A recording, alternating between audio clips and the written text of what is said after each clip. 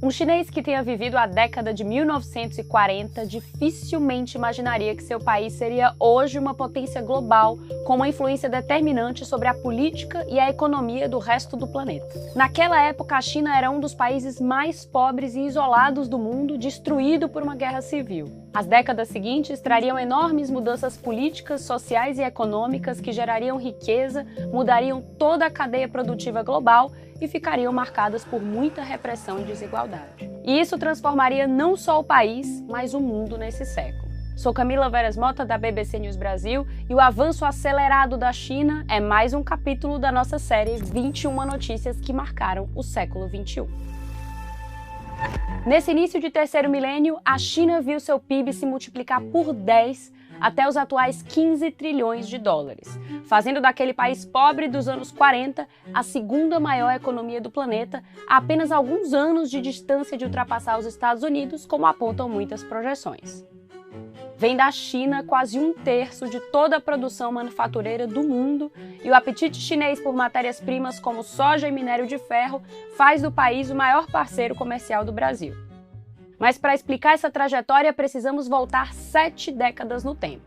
Antes de ser a República Popular da China que conhecemos hoje, o país tinha um dos 10 menores PIBs per capita do mundo, não tinha parceiros comerciais, nem relações diplomáticas com o resto do planeta e dependia basicamente do que produzia.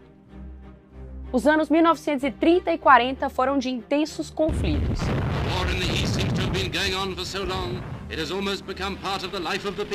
A Segunda Guerra Sino-Japonesa basicamente dividiu a China em 3 partes, uma nacionalista, uma comunista e uma sob ocupação do Japão. Em 1945, quando o Japão foi derrotado na Segunda Guerra Mundial, teve início uma guerra civil entre os nacionalistas e os comunistas chineses pelo controle do país, o que só terminou em 1949 com a vitória comunista sob a liderança de Mao Tse-tung. Milhões de pessoas morreram nesses anos de conflito e muitos outros milhões morreram de fome ou doenças. 1949 é um ano-chave. Marca o começo do regime comunista e também de mais tragédias humanitárias. A monster rally in Shanghai celebrates communism's greatest victory since the coup in Czechoslovakia. 5 months ago, the troops of Mao Tse-tung marched into Shanghai unopposed. Mao Tse-tung tentou modernizar rapidamente a economia camponesa da China e eliminar os rivais do Partido Comunista com as políticas conhecidas como Grande Salto Adiante e Revolução Cultural. Mas com uma produção insuficiente de alimentos e uma distribuição ineficiente do que era produzido, algo entre 10 milhões e 40 milhões de chineses morreram sem ter o que comer em um período de menos de 3 anos. A mais grave fome da história da humanidade. A estimativa de mortes é ampla assim porque, como sabemos hoje, transparência está longe de ser uma das marcas do regime chinês. Foi só depois da morte de Mao, em 1976, que o novo líder Deng Xiaoping começou a reformular e a abrir a economia chinesa, dando a ela os moldes que conhecemos hoje. Esse período foi muito importante. Os camponeses, por exemplo, ganharam o direito de explorar suas próprias terras, melhorando o padrão de vida e aliviando a escassez de comida. A porta também foi aberta para investimentos estrangeiros e a China reestabeleceu seus laços diplomáticos com os Estados Unidos em 1979. Teve início, então, a construção do capitalismo à chinesa. There is another revolution going on in China, and it can be seen in miniature on the toy counter at Peking Municipal Department Store. It's a consumer boom in a communist society, encouraged by the Chinese leader Deng Xiaoping, who's told people to concentrate on economics rather than politics. Deng Xiaoping decidiu promover o capitalismo na economia, mas sem abrir mão da centralização que marcava o comunismo chinês. Os fluxos globais de investimentos passaram a se voltar cada vez mais para a China, de olho em um mercado com uma mão de obra barata e baixos custos produtivos. A população, até então predominantemente rural, começou a migrar em massa para as cidades, que passaram por um processo rápido de urbanização.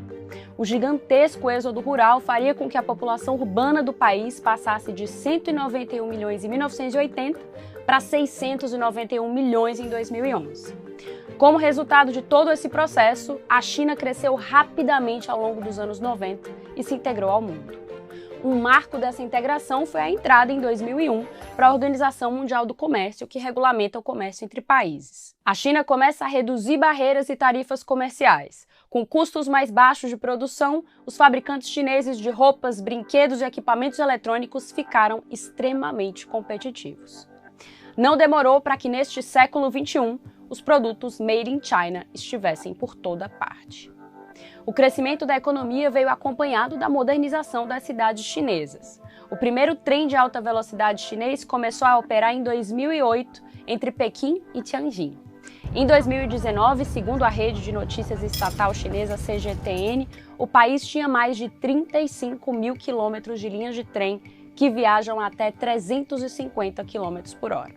Essa rede ferroviária de alta velocidade é maior do que a de todos os outros países juntos. Daxing, o novo aeroporto internacional de Pequim, é considerado o maior do mundo e estima-se que será também em breve o mais movimentado do planeta. Um exemplo ilustrativo da escala da modernização chinesa é a cidade de Shenzhen, na Costa Sul. Olha o tamanho da mudança. Em 1979, Shenzhen era uma pequena cidade rural de 50 mil habitantes. Um ano depois, o governo fez de Shenzhen uma das zonas econômicas especiais do país, onde o capitalismo chinês seria testado com legislação econômica e tributária desenhadas para atrair investimento estrangeiro. Shenzhen teve décadas de crescimento ininterrupto e virou um polo de fábricas de todo tipo de produto, de sofás a eletrônicos. A população ultrapassou os 12 milhões de pessoas em 2020. Mas em meio a todo esse avanço, pipocaram denúncias a respeito das condições de trabalho nas enormes fábricas espalhadas pela China. O olhar estrangeiro voltou-se em particular à Foxconn, fornecedora de gigantes como a americana Apple.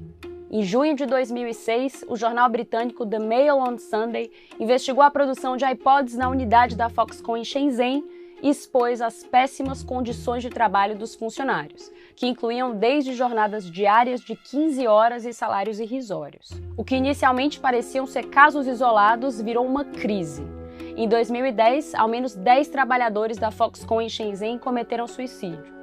O avanço econômico também trazia custos ambientais. Com a economia fortemente dependente do carvão, a China se tornou em 2006 o maior emissor de gases de efeito estufa do mundo. Como era de se esperar, essa combinação de poluição com abusos dos direitos humanos e trabalhistas começou a moldar a percepção internacional do mundo a respeito da China. Não à toa, o Partido Comunista voltou seus esforços para construir uma nova imagem do país, mais moderna e organizada. Os Jogos Olímpicos de Pequim em 2008 tiveram um papel-chave nisso.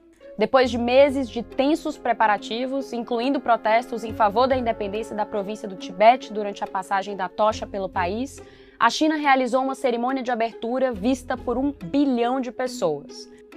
E ainda abocanhou 48 medalhas de ouro nas competições, 12 a mais do que os Estados Unidos, ficando na liderança. Um dos símbolos dos Jogos foi o estádio das cerimônias de abertura e encerramento, conhecido como Ninho do Pássaro. A estrutura tinha sido desenhada pelo artista Ai Weiwei, uma obra que alimentava o orgulho nacional e do regime comunista. Mas não demorou para que Ai Weiwei também se tornasse um símbolo da repressão política na China. Com fama internacional, Ai virou um dos maiores críticos do regime comunista. Sua arte passou a denunciar ao mundo as consequências devastadoras de um terremoto na província central de Sichuan, em maio de 2008, em que cerca de 69 mil pessoas morreram.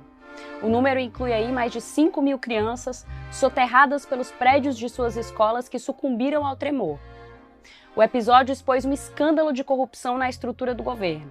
As escolas teriam sido construídas fora dos padrões de segurança e qualidade.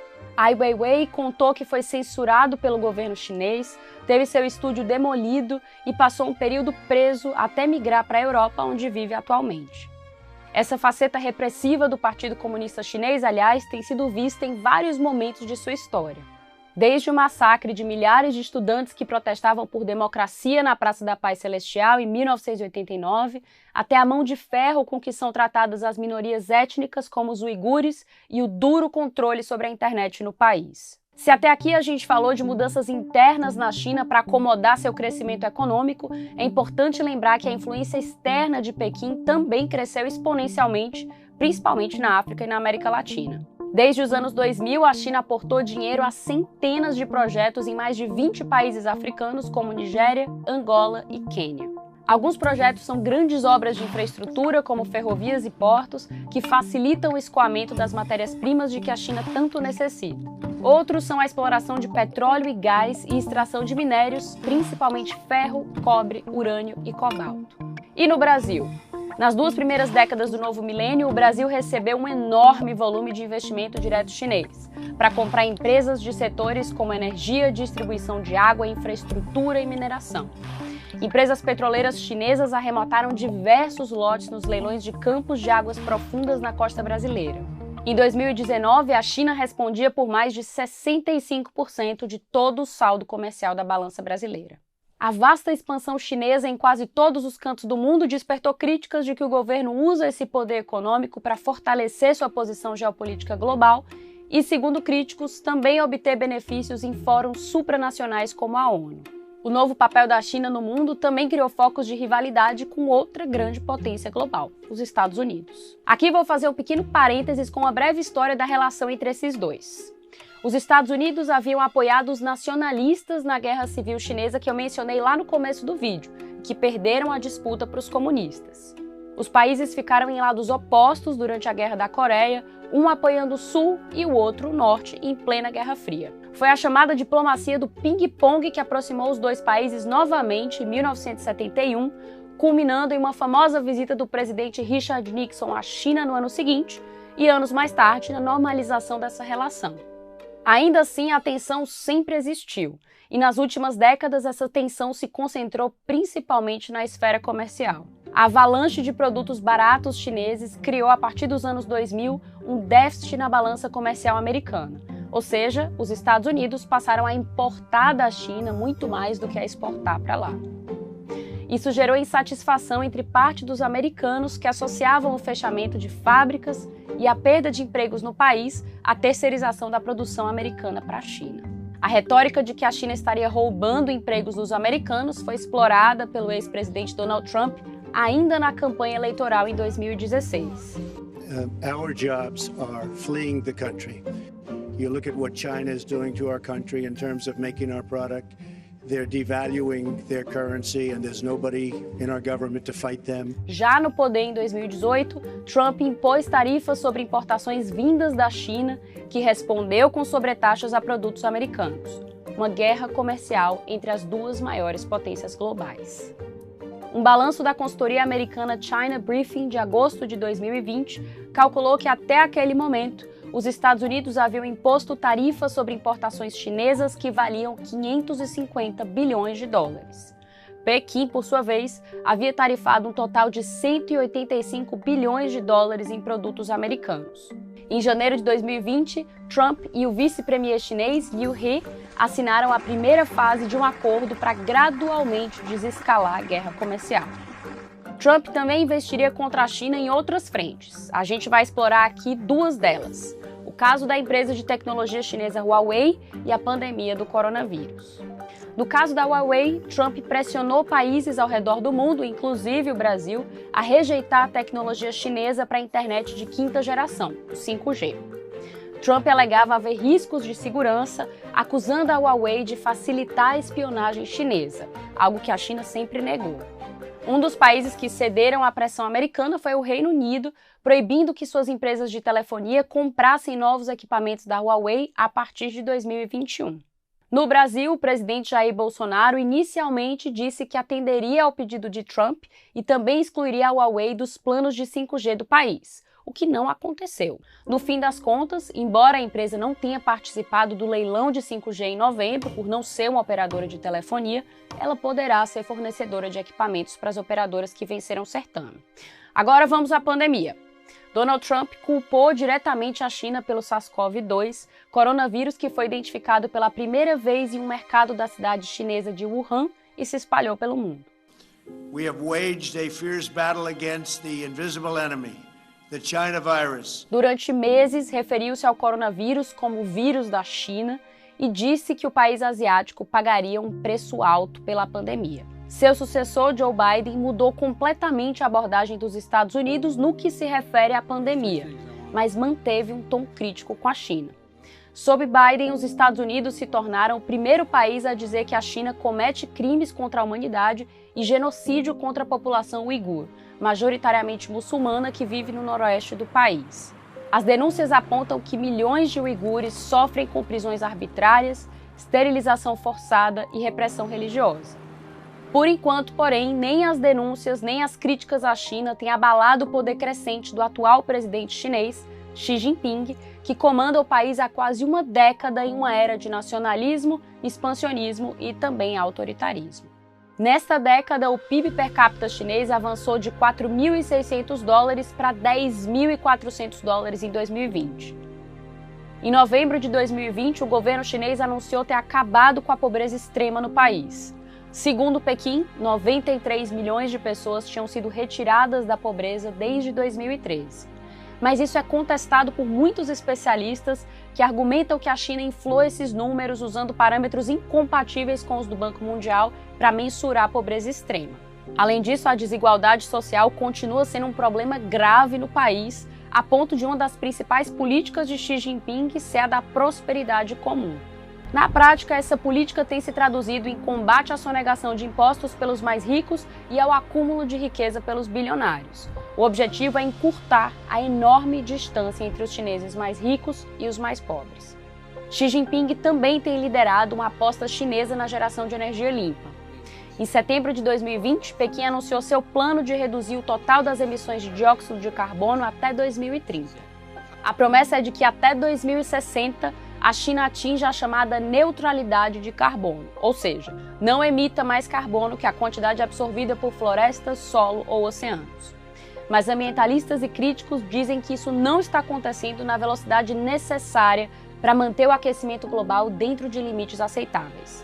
Na mais recente Conferência Climática da ONU em Glasgow, a China foi um dos países que pressionaram por mudanças no acordo final, no trecho que antes da mudança falava da eliminação do carvão e dos subsídios a combustíveis fósseis. Isso fez com que ambientalistas e analistas vissem um enfraquecimento no acordo final da conferência, potencialmente dificultando o controle de emissões de gases de efeito estufa. Isso com certeza ainda vai render muitas discussões, assim claro como o papel econômico e político da China no mundo, que segundo especialistas só tende a aumentar nas próximas décadas.